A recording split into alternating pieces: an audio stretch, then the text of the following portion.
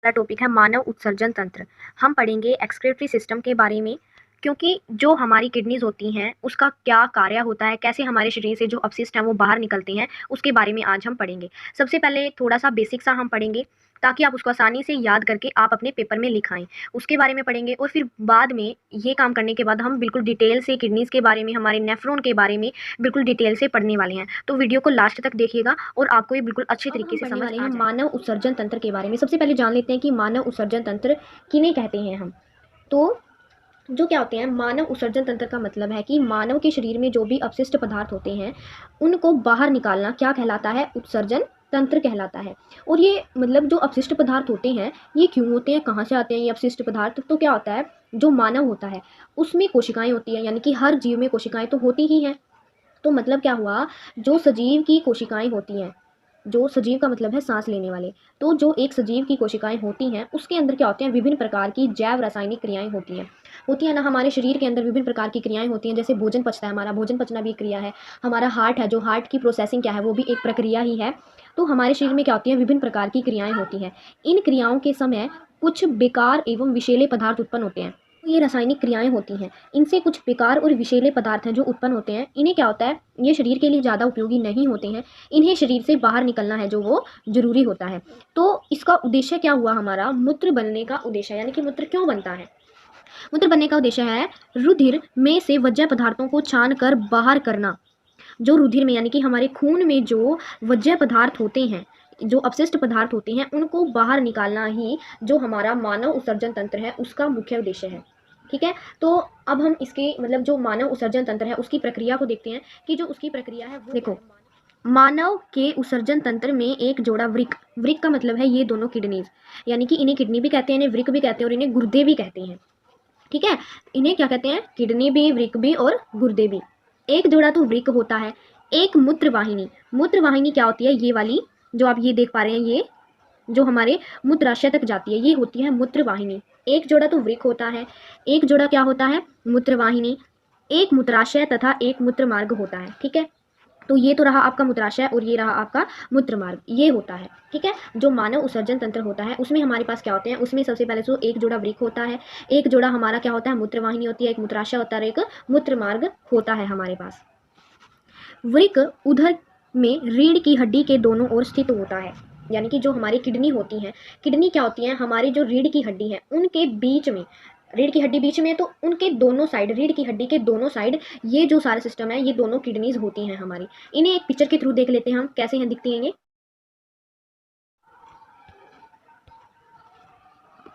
तो आपने देख लिया होगा कि ये कैसे हमारी रीढ़ की हड्डी के दोनों तरफ स्थित है। ठीक है, वृक्क में मूत्र बनने के बाद मूत्रवाहिनी में होता हुआ मूत्राशय में आ जाता है, यानी कि ये जो किडनी है यहाँ पे जो हमारा मतलब जो हमारा खून होता है उसको अच्छे से साफ़ किया जाता है। और साफ़ करने के बाद जो भी इसमें जैसे हमारा जो ग्लूकोज है, अमीनो अम्ल है या जो भी लवण है वो हमारे इस मूत्रवाहिनी के थ्रू कहाँ आ जाते हैं, मूत्राशय में हमारे आ जाते हैं।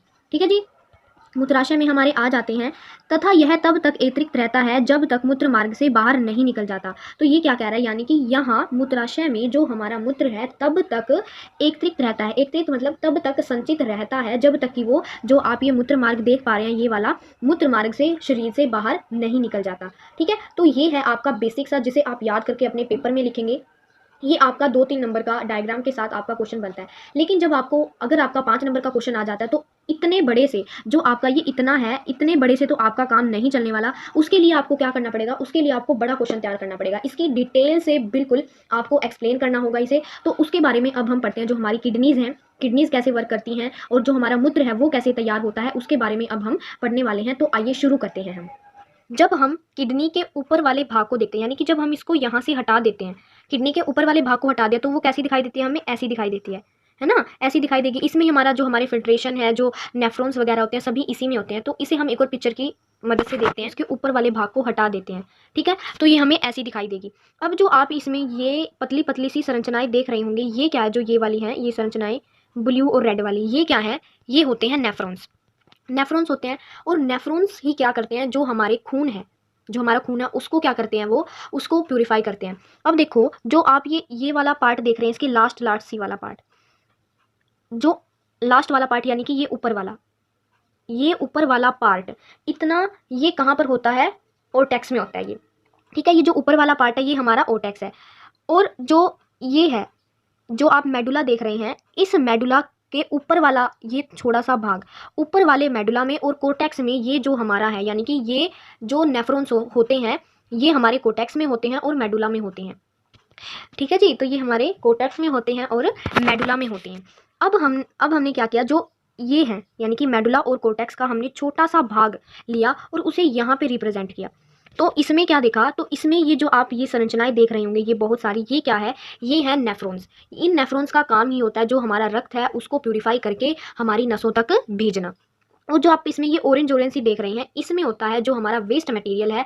और जो वो वेस्ट मटेरियल है, तो वो वेस्ट मटेरियल कहाँ से होता हुआ जाता है, जो आप ये इसमें देख रहे हैं, जो वेस्ट मटेरियल है यहाँ से होता हुआ पूरी नीचे तक ये चला जाता है। तो ये होता है हमारा। अब हम नेफ्रॉन्स को देखते हैं कि जो एक नेफ्रॉन है हमारा, वो कैसे दिखाई देता है, ठीक है। आप ये वाला तो समझ गए होंगे कि जो हमारे नेफ्रॉन्स है ये कोर्टेक्स में होता है, यानी कि जो इतना पार्ट है, ये इतना वाला तो ऊपर ऊपर होता है, जो ये बाउंड्री सी है, इसमें होता है कोर्टेक्स वाला। और जो मेडुला होता है, इसका आधा पार्ट ऊपर वाला मेडुला होता है। मेडुला में ये जो नीचे वाला देख रहे हैं, ये मेडुला होता है।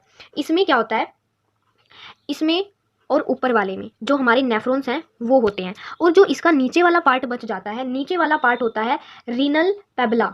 जो रीनल पेबला होता है उसमें हमारा कचरा है जो सारा इकट्ठा होता है, यानी कि जो ये आधा पार्ट है ये होता है रीनल पेबला। रीनल पेबला में जो हमारा वेस्ट मटेरियल है वो होता है। और फिर ये जो वेस्ट मटेरियल है ये यहाँ, ये इनसे होता हुआ ये यहाँ से जो हमारी होता हुआ कहाँ पर आ जाता है, हमारे मूत्राशय में आ जाता है और फिर मूत्र मार्ग से ये बाहर निकल जाता है, ठीक है। नेफ्रॉन है, इसमें तो बहुत सारे नेफ्रॉन्स होते हैं। तो एक नेफ्रॉन को देखेंगे कि हम वो एक नेफ्रॉन हमारा कैसा दिखाई देता है। अब आपका एक क्वेश्चन भी होगा कि एक किडनी में कितने नेफ्रॉन्स होते हैं। एक किडनी में कितने नेफ्रॉन्स होते हैं, हमारे 1 मिलियन हमारे नेफ्रॉन्स होते हैं। अगर एक किडनी में 1 मिलियन है तो सोचो जो इसका ऊपर वाला पार्ट है, इसका ऊपर वाला, और जो हमारी सेकंड किडनी बच गई उसमें कितने नेफ्रॉन्स होंगे। तो आप सोच सकते हैं कि हमारी जो किडनी होती है उसमें बहुत सारे मिलियनों नेफ्रॉन्स होते हैं और यही जो हमारा खून है उसको फिल्टर करते हैं। तो आप सोच भी नहीं सकते कि हमारे इतने जो हमारा शरीर है उसमें ये कैसे कार्य होता है। ये बहुत ही मतलब हमारे लिए आश्चर्यजनक बात है ना। हमारे लिए बिल्कुल एकदम चौंका देने वाली बात है ये कि हमारे जो शरीर है, हमारे शरीर में इतना काम कैसे होता है जो हमें पता भी नहीं है। तो चलो देखते हैं जो एक नेफ्रॉन्स है हमारा वो कैसे दिखाई देता है। तो ये हमारा जो नेफ्रॉन है, ये नेफ्रॉन हमारा कुछ इस तरह से दिखता है, यानी कि जो एक नेफ्रॉन है हमारा, हमारी किडनी में जो एक नेफ्रॉन है वो इस तरह से दिखाई देता है। यानी कि देखो ये एरो के निशान के साथ, यानी कि जो ये पतली पतली संरचनाएं देख रही हैं ये सारे नेफ्रॉन्स हैं। तो आप सोच सकते हैं कि हमारे शरीर मतलब हमारी किडनी में बहुत सारे नेफ्रॉन्स होते हैं, है ना। अब क्या होता है, इस नेफ्रॉन्स का जो कार्य होता है, सबसे पहले जो अनप्यूरिफाई हमारा ब्लड होता है वो कहाँ पे आता है, इसमें। ये जो आप बोल सी देख रहे हैं इसमें आता है, इसका नाम होता है ग्लामेरुलस। तो ग्लामेरुलस में सबसे पहले अनप्यूरिफाई जो हमारा ब्लड है वो आता है। अब इसका काम क्या होता है, यहाँ पर होता है खून फिल्टर, है ना। खून फिल्टर होता है। फिल्टर होने के बाद जो हमारा गंदा खून होता है, यानी कि अब फिल्टर हुआ, फिल्टर होने के बाद क्या होता है, जो हमारा अच्छा है वो तो हमारी नसों में चला जाता है, ठीक है। तो फिल्टर हुआ, फिल्टर में हमारे क्या निकलते हैं, हमारे ग्लूकोज निकलते हैं। ग्लूकोज हमारा क्या निकलता है, अमीनो अम्ल लवण निकलते हैं फिल्टर होने के बाद। और क्या निकलता है, बिल्कुल बहुत सारी मात्रा में क्या निकलता है हमारा, H2O मतलब जल, बहुत सारी मात्रा में जल निकलता है। तो वो क्या होता है, वो आप ये ऑरेंज ऑरेंज ये देख रहे होंगे इसमें चला जाता है, फिर इसमें चला गया, ठीक है। अब देखो, अब जब इसमें ग्लामेरुलस में जब प्यूरिफाई होने के बाद बहुत सारा हमारा ग्लूकोज निकला, अमीनो अम्ल निकला, हमारा लवण निकले, तो वो क्या हमारे शरीर के लिए लाभदायक नहीं है, हाँ बिल्कुल लाभदायक है। अब जब यहाँ पे फिल्टर हुआ, फिल्टर होने के बाद क्या निकलता है, 180 लीटर जो हमारा तरल पदार्थ होता है वो निकलता है। वो कितना होता है, 12-13 बाल्टियों के बराबर होता है। तो हम क्या करते हैं, तो जो एक स्वस्थ मनुष्य होता है वो दिन में कितना यूरिनेशन कर सकेगा, सिर्फ 1 या 1.5 लीटर कर सकेगा। लेकिन इसमें तो हमारा कितना निकला है, 180 लीटर, जो 12-13 बाल्टियों के बराबर है, तो उतना तो कर नहीं सकता।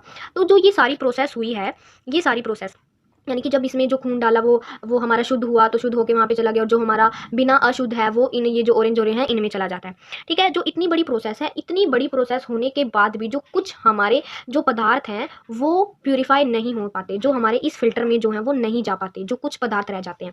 जैसे एक पदार्थ होता है पेनिसुलिन ड्रग्स, जो पेनिसुलिन ड्रग्स होता है, तो आप इसे पोटेशियम आयन भी कह सकते हैं। ये हमारा पहला एंटीबायोटिक है जो फिल्टर नहीं होता, फिल्टर नहीं हुआ, तो इसे अब फिल्टर में डाला जाता है, इसे यहाँ पे डाला जाता है इस फिल्टर में, इसे क्या होता है, इसे इस फ़िल्टर में डाला जाता है। जो पेनिसिलिन ड्रग्स होता है इसे इस फ़िल्टर में डाला जाता है। तो जो पहली प्रक्रिया थी, जो पहली प्रक्रिया में हम क्या कर रहे थे, हम यूज़फुल जो हमारे पदार्थ हैं उनको क्या कर रहे थे, हम निकाल रहे थे। निकाल कर कहाँ भेज रहे थे, शरीर में भेज रहे थे। लेकिन जो अब इस प्रक्रिया में क्या कर रहे हैं हम, अब इसमें हम जो हमारे प्यूरीफाई नहीं हुए उसे हम डाल रहे हैं, उसे डाल रहे हैं, ठीक है। तो अब इन पद तो अब ये फ़िल्टर में डाले जाते हैं। तो क्या होता है, जब ये हमारी पूरी प्रोसेस है जो कंप्लीट हो जाती है, यानी कि हमने पहले यूज़फुल जो पदार्थ था वो निकाल लिए, फिर इसमें और ऐड कर दिए। तो जब ये हमारी ये पूरी प्रक्रिया पूरी हो जाती है तब क्या बनता है, हमारा यूरिन। तो जब हमारा यूरिन है जो वो पूरी तरह से तैयार हो जाता है और वो कहाँ पर जाता है, इसमें फ़िल्टर होने के बाद जो इसकी ऊपर की ये लाइन है ये वाली, इसे क्या बोलते हैं हम, बोमन संपुट। बोमन संपुट में जो हमारा है वो यूरिन चला जाता है और फिर ये जो ऑरेंज सी देख रहे हैं आप, बोमन संपुट में चला जाता है। और जो आप ये ऑरेंज सी देख रहे हैं इनके थ्रू फिर ये कहाँ पे आ जाता है, हमारा जो हमारी मूत्र वाहिनी होती है, मूत्र वाहिनी में चला जाता है। मूत्र वाहिनी का मतलब जो ये देख रहे हैं आप, यहाँ से होता हुआ कहाँ जाता है, फिर ये मूत्राशय में चला जाता है, ठीक है। आई होप आप मानव उत्सर्जन तंत्र के बारे में बिल्कुल अच्छे तरीके से समझ गए होंगे और नेफ्रॉन की संरचना के बारे में भी बहुत अच्छे तरीके से समझ गए होंगे। अगर आपको वीडियो अच्छी लगी है तो इसे लाइक एंड सब्सक्राइब जरूर करें और अपने फ्रेंड्स के साथ भी शेयर करें ताकि वो भी इसे अच्छे तरीके से समझ के अपने पेपर में अटैम्प्ट करें और अच्छे मार्क्स को अचीव करें। Thank you so much guys. Okay, bye bye.